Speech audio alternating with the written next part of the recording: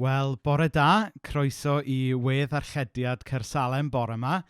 A da ni'n mentro gwneud rhywbeth gwahanol gyda'r addoli bore yma. Da ni wedi recordio set byw I chi.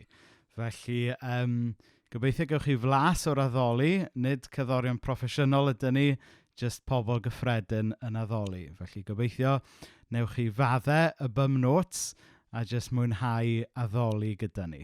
A da ni'n mynd I ddechrau drwy ganu sanctau, sanctau, sanctau, dduw holl a lluog.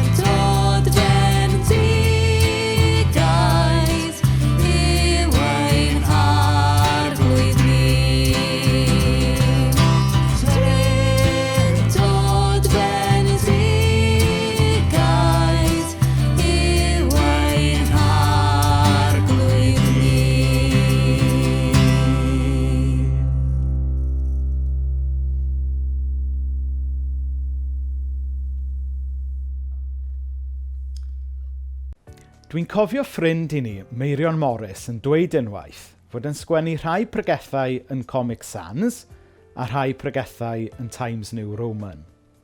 Ac cyn I fi fynd ymlaen, dwi eisiau dweud mai pregeth Times New Roman sgennu I chi heddiw.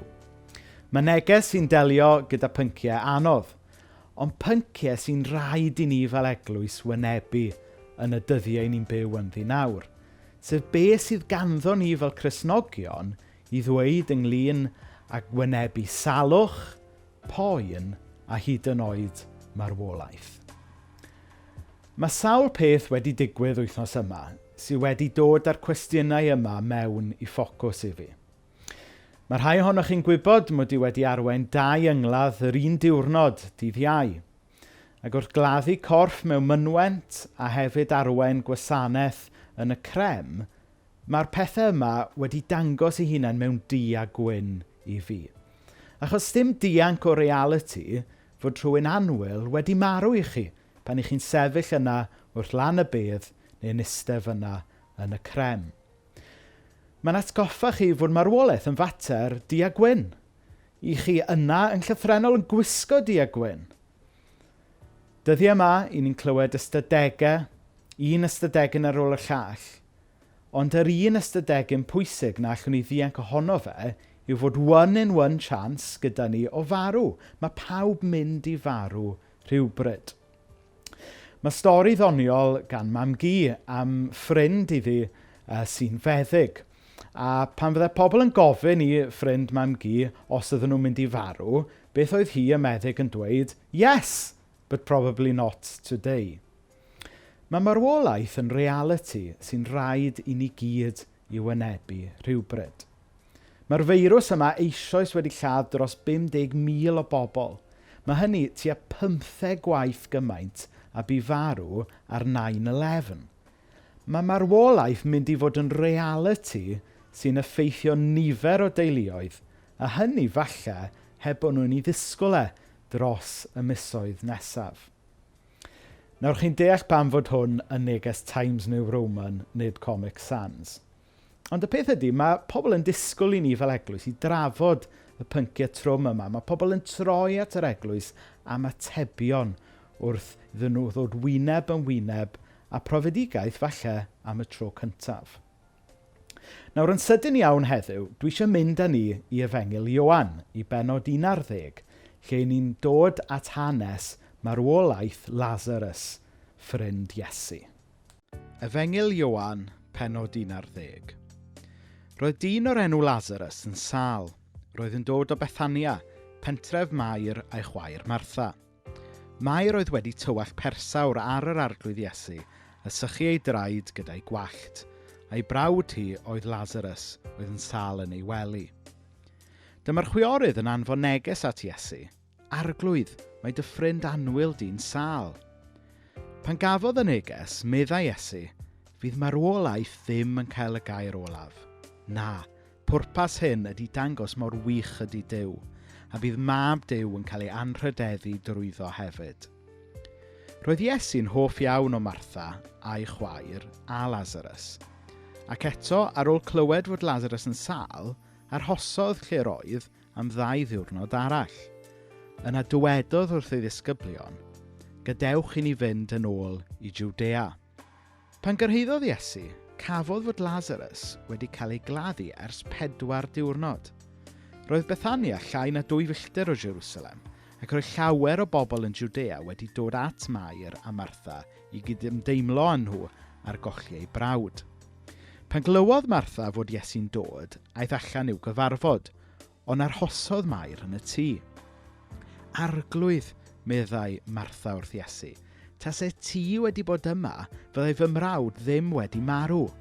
Ond hynny, dwi'n dal i gredu y bydd Duw yn rhoi i ti beth bynnag rwyt ti'n ei ofyn ganddo. Dywedodd Iesu wrthi, bydd dy frawd yn dod yn ôl yn fyw. Atebodd Martha, dwi'n gwybod y bydd yn dod yn ôl yn fyw adeg yr atgyfodiad ar y dydd olaf. Dywedodd Iesu wrthi, fi ydy'r atgyfodiad a'r bywyd. Bydd pawb sy'n credu yno fi yn dod yn fyw, iddyn nhw farw. A bydd y rhai sy'n fyw ac yn credu yno fi ddim yn marw go iawn. Wyt ti'n credu hyn? Ydw, arglwydd, meddai Martha wrtho. Dwi'n credu mai ti ydy'r Meseia, mab Duw, yr un oedd i ddod i'r byd. Mae'r Iesu'n fwy na'i roddion, mae ef yn fwy na'i ras, yn fwy na'i holl weithredoedd o fewn ac o'r tu fas, pob ffydd a dawn a ffyrdd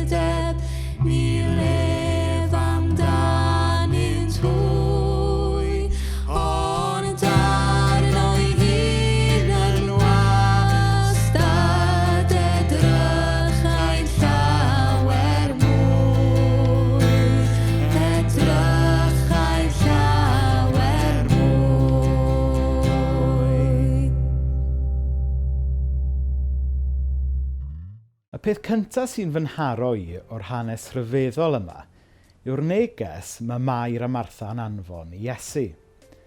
Arglwydd mae dy ffrind annwyl di'n sâl. Y ffaith fod gan Iesu, mab Duw, y gair a ddaeth yn gnawd, fod ganddo fe ffrind go iawn. Fi wrth y modd efo dyndod Iesu fan hyn. Fe welwn ni mewn munud fod Iesu'n llawer mwy na just dyn, ond am funud gadewch i ni werthfawrogi'r realiti yma fod Duw ei hun hefyd yn ddyn, fel chi a fi. Dyn sydd â ffrindiau a concern dros ei ffrindiau. Ac wrth glywed fod ei ffrind yn sâl ac yna yn marw, mae Iesu y dyn yn teimlo'r poen a'r golled just fel ydym ni. Mae'n hoff emyn ni yn dweud fel hyn, mawr yw Iesu yn ei berson, mawr fel Duw a mawr fel dyn. Mae'r ffaith fod yn Duw ni hefyd yn ddyn yn rhywbeth arbennig iawn. Mae'n dangos fod Duw wedi dewis dod i lawr i'n lefel ni. Ac felly, mae e'n medru cydymdeimlo efo ni. Mae e'n medru crio efo ni. Mae e'n medru tosturio efo ni. Mae Duw yn Dduw sy'n uniaethu hun efo ni. Y rhan trawiadol nesaf o'r hanes oedd geiriau cyntaf Iesu ar ôl derbyn y newydd fod Lasarus yn sâl. Mae e'n dweud fel hyn, fydd marwolaeth ddim yn cael y gair olaf. Nawr mae hwnnw, dwi'n meddwl, yn neges broffwydol i ni heddiw. Fod yr ystadegau am farwolaeth y feirws yn codi pob dydd, ac y dylen ni fod yn barod i wynebu realiti y daw marwolaeth i'n rhan ni rhyw ddydd, fel mae'r hanes am ffrind mam gi yn dweud. Well, I die, well yes, but probably not today. Ond wrth wraidd y gobaith Cristnogol ni'n credu ynddo ydy addewid Iesu fan hyn. Fydd marwolaeth ddim yn cael y gair olaf. Mae marwolaeth yn cael gair, a pan mae e'n cael dweud i ddweud, mae e'n brifo.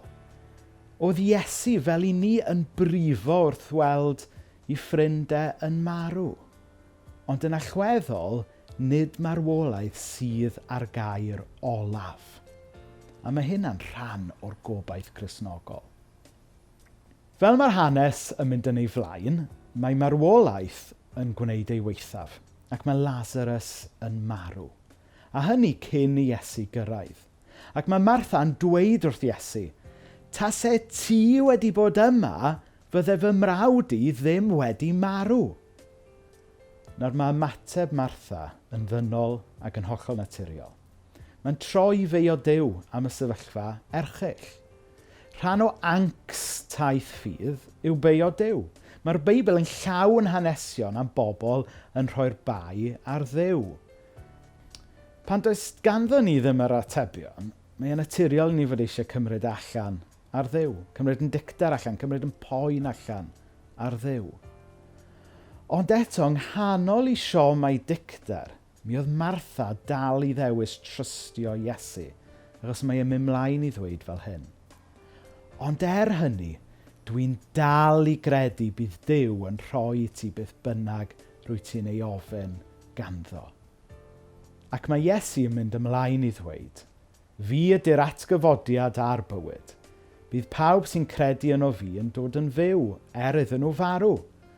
A bydd y rhai sy'n fyw ac yn credu yno fi ddim yn marw go iawn.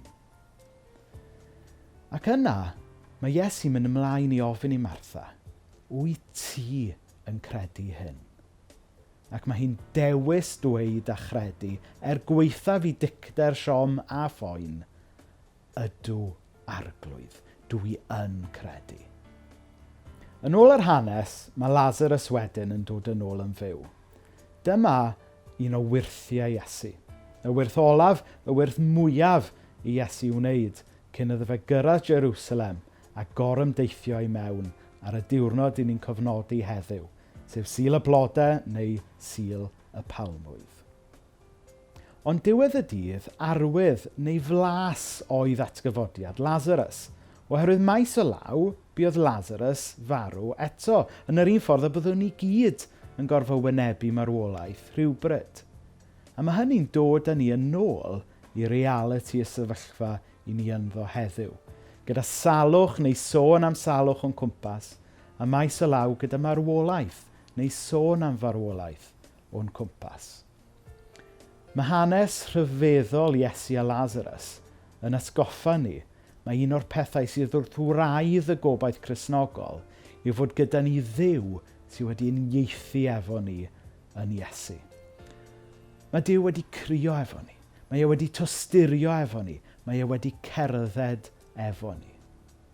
Ac wrth dilyn Mair a Martha a chredu yn Iesu, fe allwn ni hefyd nid yn unig dysgu byw yn dda, ond fe allwn ni baratoi hefyd i farw yn dda. Ar nodyn personol, mae rai fi gyfaddau fel gweinidog dwi'n paratoi fy hun i gladdu mwy o bobl na'r arfer dros y misoedd nesaf. Nawr, dwi ddim yn deud hynna jyst i'ch dychryn chi. Dych chi'n gwybod mod i ddim y fath o bregethwr sydd yn defnyddio ofn a trio dychryn pobl mewn i'r deyrnas. Ond dwi jyst yn goffa bod yn real efo chi.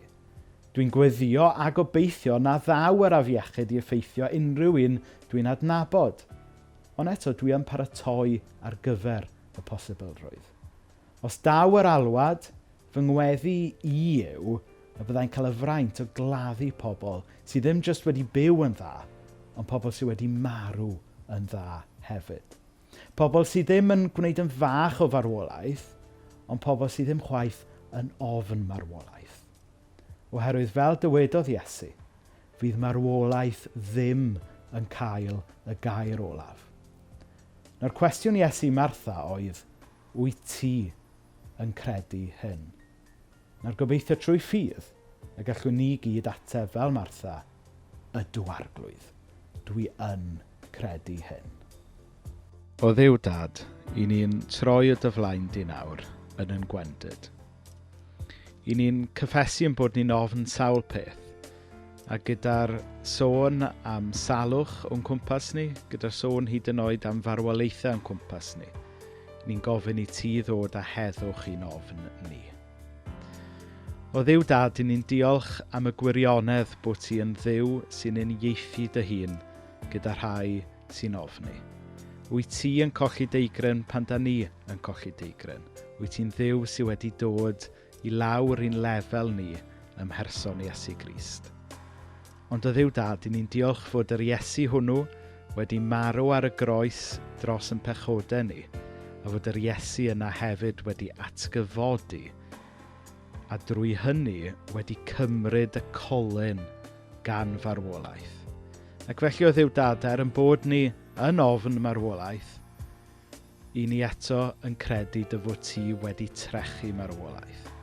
Ac felly o Dduw Dad, gad i'r newyddion da yna, y newyddion buddugoliaethus yna, fod yn nerth ac yn obaith i ni gyd trwy y dyddiau mae ni'n byw yn thi. Ia o Dduw Dad, anfon yr ysbryd i ni fyw yn dda, ond anfon dy ysbryd sanctaidd i weithio'n dawel a'n paratoi ni i farw yn dda hefyd. O Dduw Dad, i ni'n diolch am yr heddwch tragwyddol ti'n dod i ni, yn enw Iesu.